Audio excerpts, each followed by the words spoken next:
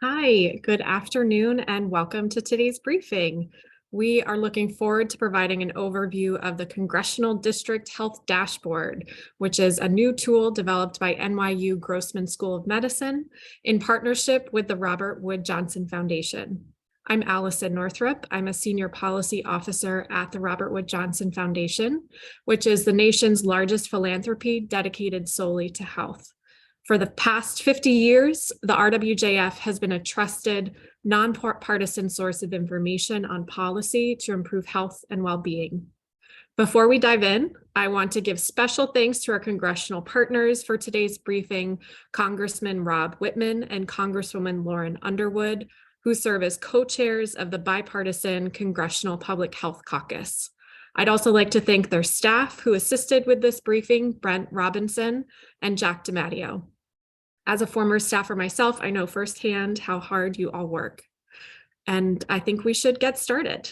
So good health begins in the places where we live, learn, work, and play. While medical care is critically important for our health, so too are things like the quality of our schools, the affordability and stability of our housing, access to good jobs with fair pay, and the safety of our neighborhoods.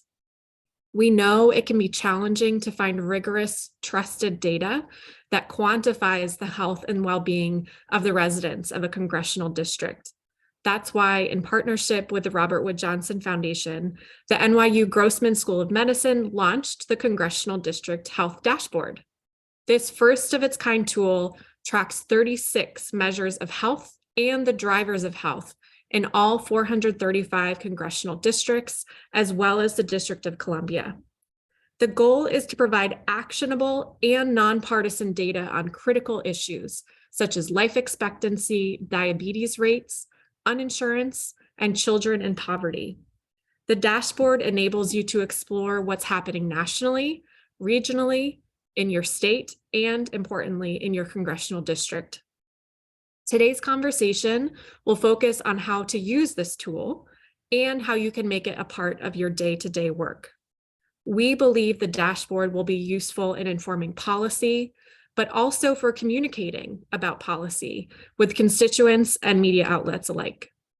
We'll start by playing a short video that provides an overview of the dashboard. Do you need up-to-date, nonpartisan health data specific to a congressional district? Or how about tailored metrics on factors that influence health and well-being, like housing affordability or air quality?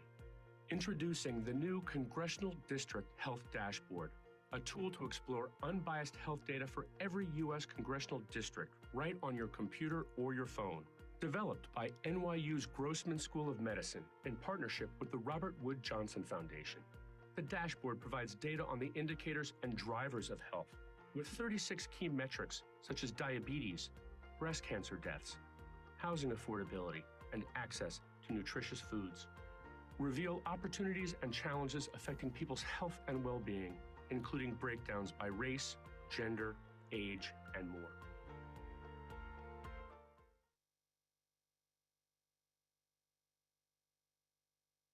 Joining me today are two experts who were crucial to the development of this tool, Dr. Marc Gourevitch and Dr. Giridhar Mallya. We'll have time for Q&A, so put your questions in the chat as they come to you. You can do that throughout the session and know that we'll try to get to all questions towards the end of the session. First, I'm happy to introduce Dr. Marc Gourevitch, the principal investigator for the Congressional District Health Dashboard and chair of the Department of Population Health at the NYU Grossman School of Medicine. Marc and his team originated and developed the tool, so we're fortunate to have him with us today to walk us through how the dashboard works. Marc, I'd like to ask you now to give us a brief overview of the tool and its capabilities. Please take it away. Thank you, Alyson. We're honored to partner with you and with the Robert Wood Johnson Foundation on this really exciting new resource. And it's a particular pleasure to be with this audience today, all of you, as you are really the user audience that was top of mind for us as we developed the Congressional District Health Dashboard. Our goal, as Alyson said, has been really to make accessible rigorous congressional district specific nonpartisan data for policymakers on health and the conditions that affect health. And we were fortunate in this work also to have been joined by colleagues at the Bipartisan Policy Center and also at the Center on Budget and Policy Priorities. So it's really great to now be sharing the site with all of you and to be making accessible in one place data on health and on the social and economic and environmental conditions that affect it for congressional districts across the country. So we're going to get underway really by taking a couple of minutes to orient you to the site and to its functionality. You can start on this really from any browser, a computer, smartphone at congressionaldistricthealthdashboard.org. So as you see on the home page, you can use the top menu as a guide or start with a snapshot here in the center. Today, we're going to begin with the national level map view of a metric. Start from the top menu, metric maps, and from here you can really select any of the dashboard's measures. As you can see, the dashboard aims for a broad view of health with a strong focus also on conditions that contribute to health. So we have measures that really fall into 5 broad categories. First is actual measures of health, like deaths from cardiovascular disease. Second is social and economic drivers of health, say high school completion, rent burden, broadband access. Third are behaviors that influence health, say physical inactivity, smoking. Fourth is environmental factors, like air pollution or lead risk. And finally, fifth, access to healthcare services. Importantly, to be included on the dashboard, a metric has to meet a number of criteria. It has to be rigorously derived, actionable, possible to update regularly, available nationally, of course, and to have an evidence base regarding its impact on health. Data sources for the measures on the dashboard include the CDC, the Census's American Community Survey, the EPA, and others as well.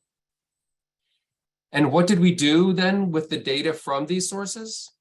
At a very general level, and there are really a lot of advanced analytics behind this part, we took health and related data that were originally obtained at the county or neighborhood level and decomposed it into very small building blocks, specifically into census blocks, which you can think of as the smallest geographic jigsaw pieces available.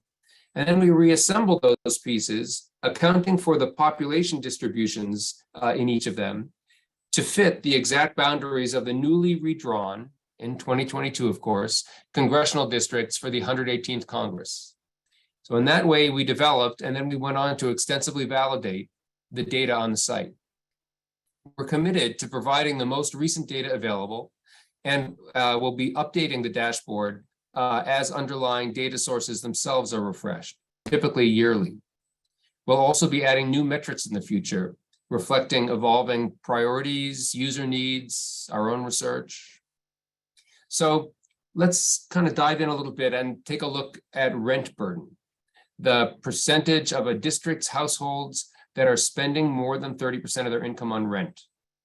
Being rent burden puts people at risk for poorer health in a variety of ways, including poorer mental health. First, you'll see that the site displays a national view of rent burden by congressional district. At a glance, you can see that rent burden varies by district across the country. Deeper shades represent poorer outcomes, and lighter shades represent better outcomes, really here and throughout the site. The statement and scale bar at the top show here that the average proportion of households facing significant rent burden in 2020 was about 47%. The scale bar minimum and maximum values reflect the full range of values across all congressional districts in the country. So in this case, congressional districts range from a low of 34, or rent burden in congressional districts ranges from a low of 34% to a high of 66%. So let's say that you're working on a particular state-focused initiative to address rent burden. If we want to focus on California as an example, you can zoom in on the map or type California into the selector. Here, we see substantial variation among the 52 congressional districts in California. We can select a district to home in on, say California's 29th. It has an average rent burden of 64%. When viewing a district on the map, you can switch right here from comparing it against the US-wide average to comparing it instead against the statewide average. In this case, the countrywide average is 47% of the population that experiences rent burden, which provides context to the California statewide average of 53%. Okay, so now let's explore the district snapshot. This is specific, and you can start by typing in a specific congressional district or your state to select a district within the state. And so here now we're really focusing in at a specific congressional district level. In this case, we're going to go with New York's 7th. Once selected, you'll be brought to the site's snapshot view. Starting on the Metrics Overview tab, you can dive right in to a high-level overview of your district's status on the full range of dashboard metrics. These are all the same metrics that you saw listed by their 5 categories a few moments ago. Just now you're seeing them all together in alphabetical order. As you browse the list, you'll see the value for each metric, specific to the congressional district in question, as well as how the district's values compare to the national average. The tooltip next to each metric shows the data source and year. If you click more about this metric, which we're not doing now, you will be brought to additional information. Some metrics also have demographic breakdowns, and you can access that important information here as well. What if you want to know some basic facts about a district, like its demographic makeup? From the snapshot, you can select the District Facts tab. This shows population facts like age and racial ethnic distribution, plus at the bottom, information on the district's representation in Congress that can be helpful to individuals and organizations. We learned that this district, again, New York 7th, is a little over 1/3 white, with a similar proportion of Hispanic residents and about 13% Asian and 10% Black. Lastly, let's look more fully at how to explore race, ethnicity, and other demographics for the data themselves. So we'll return to the full national map and select another metric for this example. Let's say the percentage of the district population that is uninsured. The map shows some higher rates of uninsured populations here in Texas. So let's zoom in to take a closer look. By clicking on districts of interest, we see that Texas 15 has one of the highest rates of uninsured residents. So let's go to the district map itself for that district. Let's say you're interested in how uninsurance varies by race and ethnicity in this district. So you scroll to these tiles beneath the map. In this case, we'll pick this one to view the demographic detail for this measure. Now you can see the available demographic breakdowns for uninsurance in Texas 15, including by sex, race, ethnicity, and age. We see that uninsurance is highest among 19 to 25-year-olds in the district, as well as among the district's Hispanic residents. You might be asking, why are there no data available for Black residents? The reason is that while we aim to present as much demographic data as possible, for some of the dashboard's measures, the racial ethnic subgroup numbers involved are at times just too small to yield reliable estimates. In Texas 15, for example, Black residents comprise only 1% of the district's population, so the numbers become too sparse, too small to reliably estimate the number of Black uninsured persons in this district. Another challenge is that sometimes demographic information may not always even be collected in a detailed fashion for a particular metric. So when you go to change metric here to be brought to the full list of measures, you can see the metrics for which we are generally able to provide demographic data and those for which those data are generally not available, grayed out in this case. All right, finally and importantly, all of the site data is available for download. for free. That powerful feature is accessible right off the main menu. And of course, we also provide extensive technical documentation about our calculations and methods. So that's really wraps up the basics in a quick tour and overview. I hope you're now eager and equipped to explore your districts more deeply. And I'm going to turn things over to my colleague, Giridhar. I'll pick it up for a moment here, Marc. Thank you so much for that overview. As folks can see, the tool can be used in a variety of ways. I always learn something new when I am hearing Marc describe the different features. And from here, I'd like to introduce my colleague, Dr. Giridhar Mallya, who is a senior policy officer at the Robert Wood Johnson Foundation and our lead in bringing this tool to life. So Giridhar, I'm hoping that you could talk to us a bit about why this tool is relevant for policymakers and their staff in their day-to-day work. For sure. Thank you, Alyson, and good to be with everybody today. We know that data by itself can't change policy, but it's an incredibly important ingredient. And I just want to walk you through a few of the ways we think these data can be helpful to you in the important work that you do.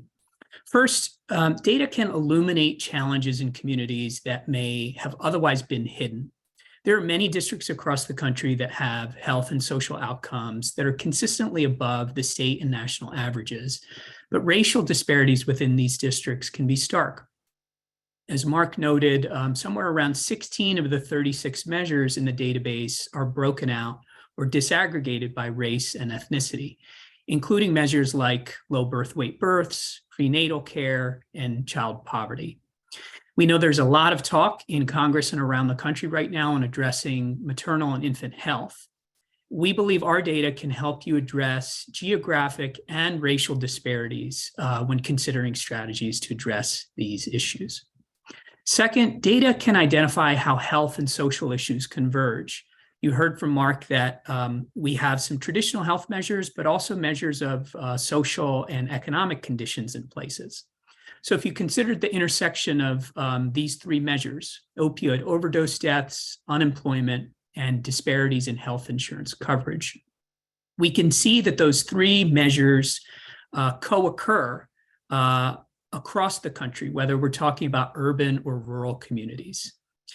And I think that reflects that we're beginning to recognize that addressing the opioid epidemic requires public health, healthcare, and social support strategies deployed in an integrated fashion. So we believe our data can help people see these connections and spur public policy and private sector actions. Third, data can be used to measure progress and hold leaders accountable. We've already heard from advocates and people around the country about how they're using these data to talk with you and your bosses.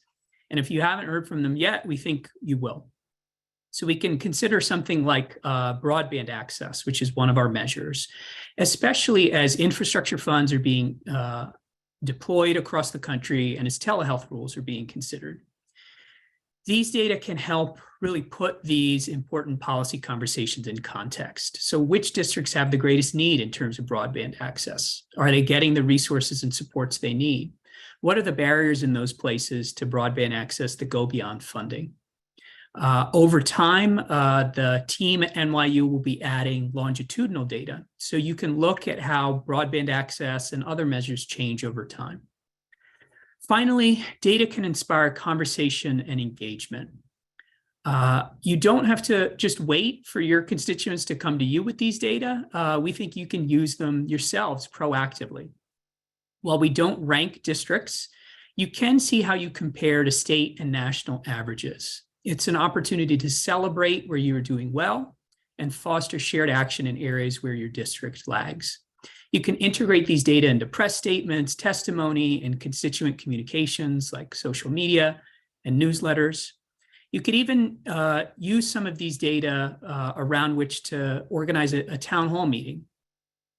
You could look, for example, at what percentage of people in your district have experienced frequent mental distress in the past month, or the degree of income inequality in your district. We think these are all opportunities to develop relationships with the folks that you represent, and also to identify solutions together. So for these reasons and more, please share this dashboard with all your colleagues in legislative communications and constituent services roles, especially the folks that couldn't be here today. And we really look forward to engaging with you further around these data. So I'm going to turn it back to Alyson now. Great. Thank you so much, Giridhar. And what I'd love to do now is I'll pose a few questions to Marc and Giridhar, and that will give folks a chance. You can start to think of your questions and feel free to populate them into the chat, and we'll get to those and dive into some of the factors of the dashboard that you might be curious about or want to learn more. So start thinking of your questions and put them in the chat. And I will pose a question to Marc. So I'm wondering if you could speak a bit more. You've touched on this a bit, but what does the future of this tool look like? How will data be updated to reflect the changing policy landscape? Thanks, Alyson. Great question. You could really break it down into two parts. There are ways in which we are going to be continually sort of enriching the dashboard resource over time. And we expect in the next half year even to add a few features. One is that within congressional districts, we'll be showing more geographic detail, specifically census tract level detail for some of the measures within congressional districts, so that you'll be able to look at variation within a congressional district by neighborhood, almost by census tract. We'll also be adding downloadable graphics and reports to make the communication piece that Giridhar just referred to easier, to facilitate that, both for sort of as staff and also as advocates and in community-based settings. And then finally, we will begin to update data over time. As new years of data become available, we will add them on roughly an annual basis so that you'll be able to see trends over time. You also asked about that, will we be responding to the changing policy landscape? And there I'd say, yes, very much so. We look forward to that. And one of the chief ways that we can do that are to add, let's say, new measures. So there's always a tension. We don't want there to be thousands of measures on the dashboard. We keep it sort of spare, but we think there'll be opportunities to add measures that are actionable and policy relevant, really in a bipartisan sense around core issues of policy significance whose significance sort of emerges over the next year to two. And we're open to suggestions in that realm for new metrics. That's really how the dashboard stays organic and grows over time. That's great. And I know one question that I get pretty consistently to that point is why these 36 metrics first, and kind of what was the process for identifying those?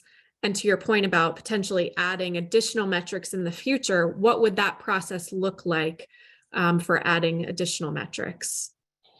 Yeah, we really picked these 36 metrics to represent those 5 overarching categories that we presented at the beginning.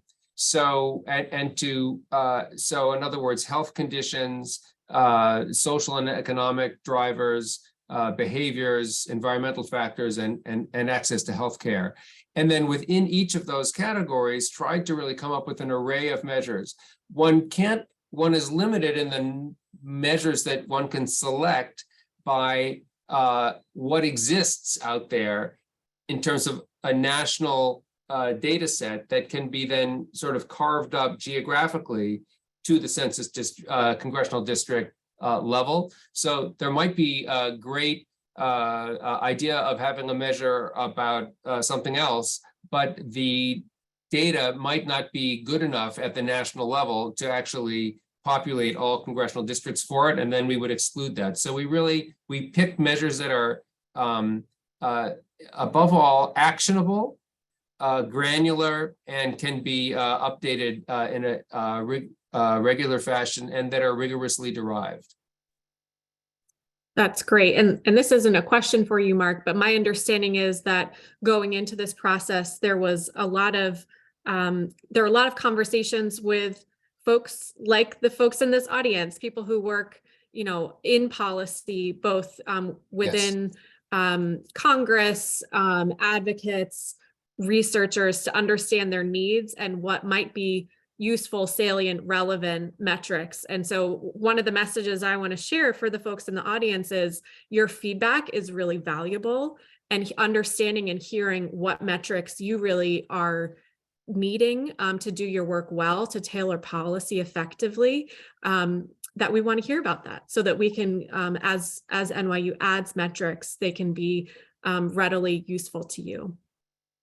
So I'd love to turn to Giridhar with a question, and wondering, I know you already shared some specific examples about how metrics may be useful in understanding a policy problem or communicating a policy solution. Would you be able to share some specific examples of how data from the dashboard has or could be applied to influence policy direction? Sure. Yeah, as you mentioned, I talked a little bit about how the data could be used to address issues like maternal and infant health and access to broadband. Just to talk about a few other issues that we know are very active in the policy environment right now. One would be mental health.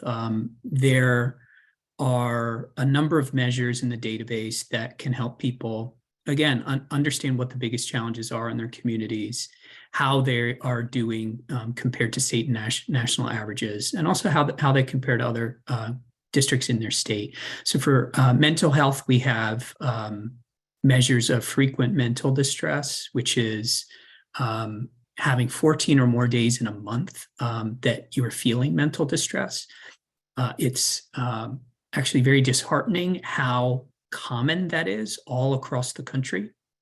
We have measures of binge drinking and rates of suicide due to firearms. A second is the issue of doctor and more broader health profession shortages. And we know that's another issue that many folks in Congress are interested in. Through the database, you can look at the proportion of people getting prenatal care starting in their first trimester, the proportion of older adults that are up to date on recommended preventive services, and the percentage of all adults that have gotten a routine checkup. So as you start to put these measures together, it can tell a story about where we are now. It can point to ways that we haven't maybe fully met the promise of prior strategies, and it can also point to ways forward. Great, thank you so much. And I'm curious, this could be for either of you, how can this data be used across the political landscape to promote health and well-being? I can start in on this one. So to reiterate a couple things, these data are very rigorous, as Marc described. The team at NYU has just done a phenomenal job, and not just making sure the data are accessible and easy to use, but that you can feel confident in the quality of the data.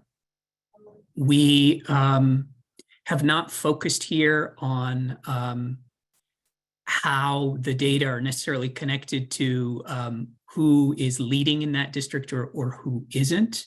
We haven't ranked districts. Many databases do that, but we feel like there are ways to use the data in ways that not just recognize challenges in communities, but also assets. Another interesting way that we think it can spark conversation and action across the political landscape is by allowing people to find districts that may be very different in terms of geography or demographics, but have similar health and social outcomes. That's a way to try to understand, okay, what are the shared policy drivers of the common outcomes that we're seeing? And we really do believe that tools like these can help all of you do the really hard and important work of finding transpartisan solutions, ones that have support from folks across the political spectrum, but that often don't get the attention that they need. So those are a few things that come to mind. Great, that's really helpful.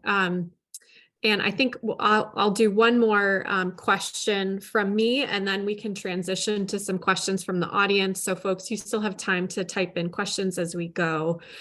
So Marc, you touched on this a bit in your remarks as well. But one question I hear pretty consistently is, so the dashboard as it stands, it's a moment in time, right? And so it's a snapshot of the data as they stand, the latest data source, right? Could you speak to whether the dashboard can currently show changes in metrics from year to year, or if that's a capability that we'll be able to see in the future? Great question, and thank you.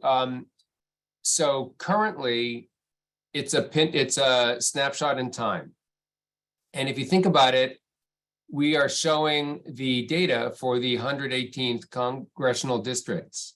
And we couldn't easily look that far back in time at the what was going on in the 118th congressional districts, because they weren't drawn. So specific to this geography, this is sort of time point number one that you're seeing on the dashboard now. But but we expect that each year we will refresh the data as new data become available. So a year from now, more or less, we should have the next year's worth of data, and already one will be able to look at two time points, 2 annual time points, and 2 years from now, another year, and so forth. So we are at sort of at the time equals 0, and we're about to build out. And just by way of example, we have a companion site that is the City Health Dashboard. And that has been up since 2018. And it does an analogous parsing of data to the local level for US cities. And there we have done exactly that. And you can now look back at time trends and get a sense, well, are we going in the right direction, at least in this, on this, and how might that be related to some of the policies that we put into place? So that should be coming over time with the Congressional District Health Dashboard. That's great. And I'll put in a plug for when that capability is available to have the ability to do like percent change over time, because I know that that's a first question that some members of Congress or comms offices might ask. Great. So we have several excellent questions coming in the chat from audience members. So I'm going to shift to the audience Q&A now. There is still time to please continue to populate your questions into the chat, and we'll try to get to as many as we can. So Marc, I'm going to start with you. An audience question is, could you please speak to immigration status as a metric, and if or where we can access that information? So immigration status, is that something that you have looked into, could consider for future iterations, or when you add metrics in the future? Great question. We do not have that as a sort of covariate or a variable that is built into the parent data sources that we draw from. So whether it's from the census, as you can understand, or from some of the CDC data sets, immigration status of the person whose data sort of went into that, what hasn't traditionally been factored in, and therefore it's not accessible to us to parse it out by immigration status. But it is a great question. We certainly care very much about the health of immigrants, and so we'll think about it. But right now there isn't a way to build it in because again, the parent data sets that we draw down from don't include it. I love seeing Marc's brain work. He's like, I really want to be able to, he's trying to figure out in the moment. I can see it like, could we do this? What would this look like? So I appreciate that. And I wonder if even just as part of the demographic breakdown, right, about the district facts or the state facts, if that could at least be one way to include immigration status in the future. So Marc, back to you. You're going to be in the hot seat, I'm afraid, for the next several questions. All right, I'm suited up. Here they come, fast and furious. So, is there an easy way to view data sources, including the year of the data for specific metrics? Yes, there is. If you look at the metric information, it will take you, there's a little, an eye in a circle that will take you to information about that metric. And then when you are looking at the data for that metric, there'll be a sort of sense-making statement that is populated at the top of the page. And that generally gives you the year of data that's being drawn against or a link to click on for that. So we're we think that's very important to be very transparent about what is the year of data and what is the source of the data. So there are a number of ways that you can access that for each of the 36 metrics, kind of in real time as you're looking at the site. And is all of that source data also compiled in one place in the technical document? I know that wouldn't be, clicking in the moment as you're looking at the metric, but could folks see both the source and the year of the data in one place for all the metrics within the technical document? Yes, we have a master table of that, and I can't point you like right now to that. But if someone on the team can, maybe we could even pop it into the chat. Great. I loved, so my first meeting with Hill staff to talk about this dashboard, the staffer referenced the technical document, like they went deep and wanted to understand the sources, and that was incredible. And I actually do recommend taking a look at it if you're curious about particular sources and how NYU has arrived at the metrics that they have. Okay, so Marc, take a breath, and I'm coming back to you with another question.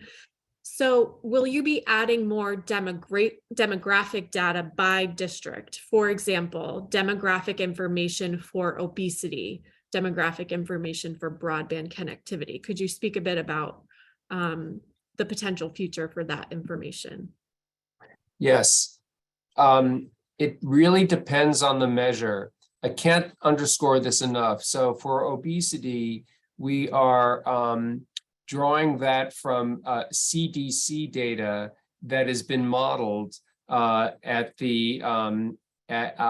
when we bring it into the congressional district or sort of parse it to the congressional district level, the ability to get specific and actual about the proportion of persons who meet criteria for obesity by demographic group is lost because of the data basically aren't granular enough to allow one to do those several transformations to get that at the once it comes to the congressional district level.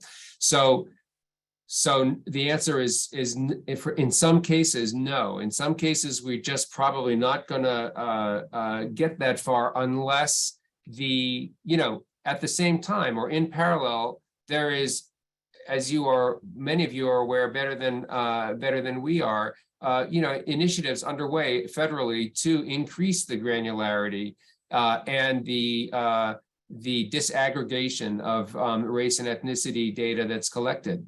And so I think over time, we can expect that some of the measures that right now we cannot do that for, we will be able to do that for in the future. But which exactly, I can't yet predict for you.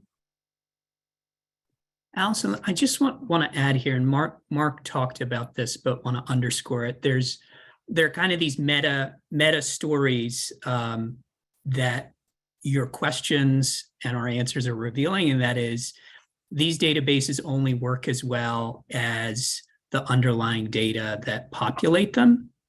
And many of them are federal data sources.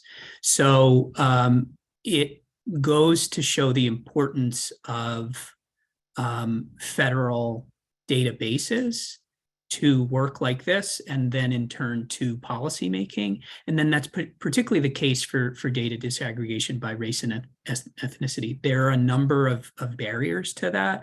One is just simply valuing it and requiring it in data sets. Another is having those measures valued by the people that are actually providing them, and making sure that they actually have a sense of trust in providing that information if it's given by the participant themselves, and a whole host of other things. So there are always these kind of broader stories about data and the importance of data that I think are important to call out. I'll also say that the Robert Wood Johnson Foundation has worked with a number of partners across the country on a Transforming Public Health Data Systems initiative. And one of the big components of that is around data disaggregation by race and ethnicity. So I'll drop a link to that report in the chat.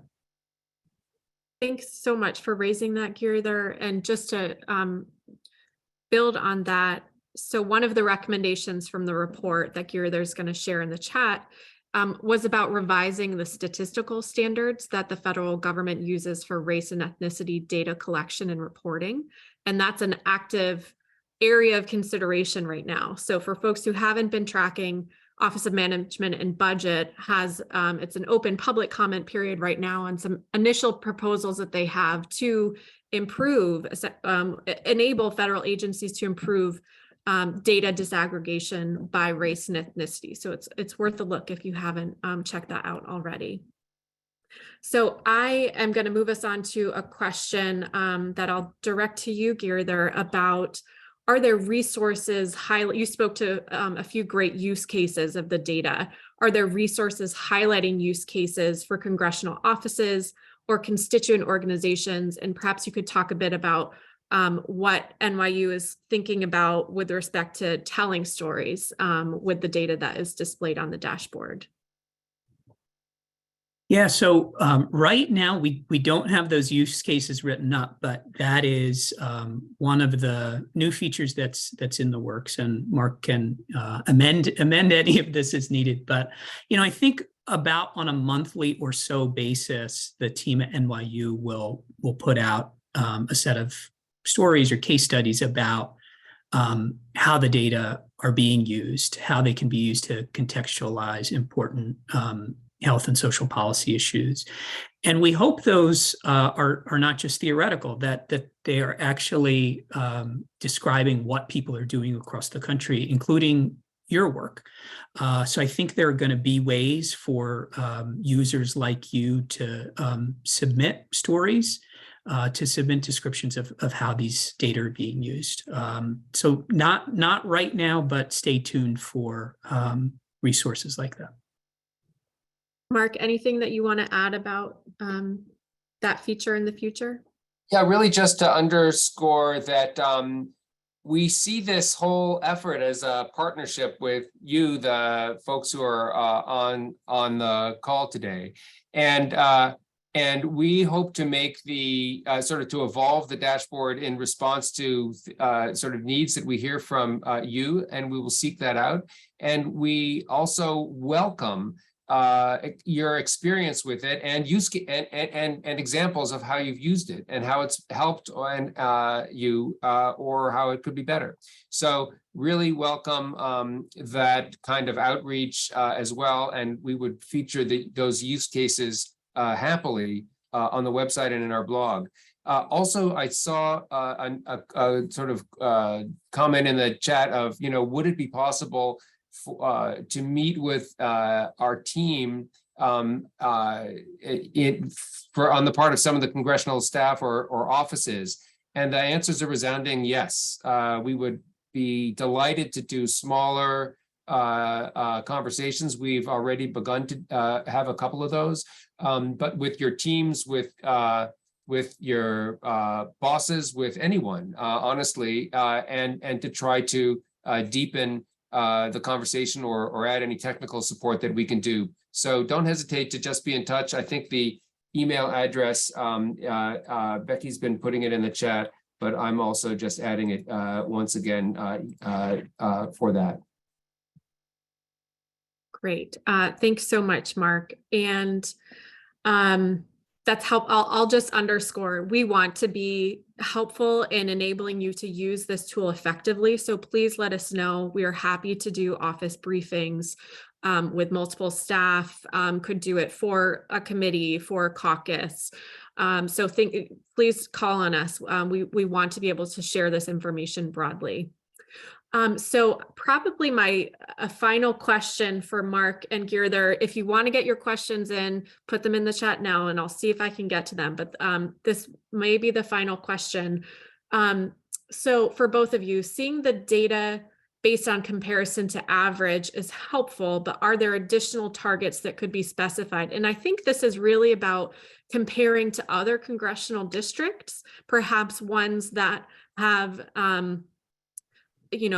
higher rates of the good things or lower rates of the bad things, right? So like aspirational comparisons. So maybe Mark, you could speak to the current capability for comparing between districts.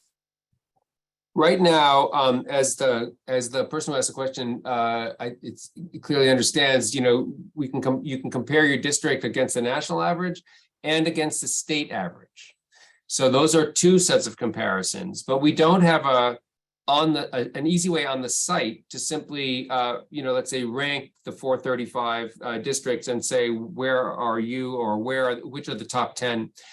We've made a conscious decision that Giridhar referred to earlier, not to offer a ranking mechanism, because it's a double-edged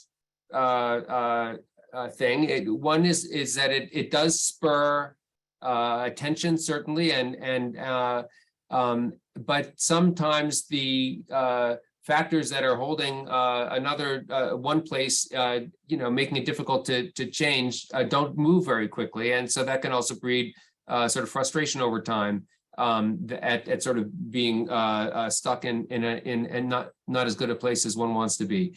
The other way to get at this question, Alyson, is to download the data from the site.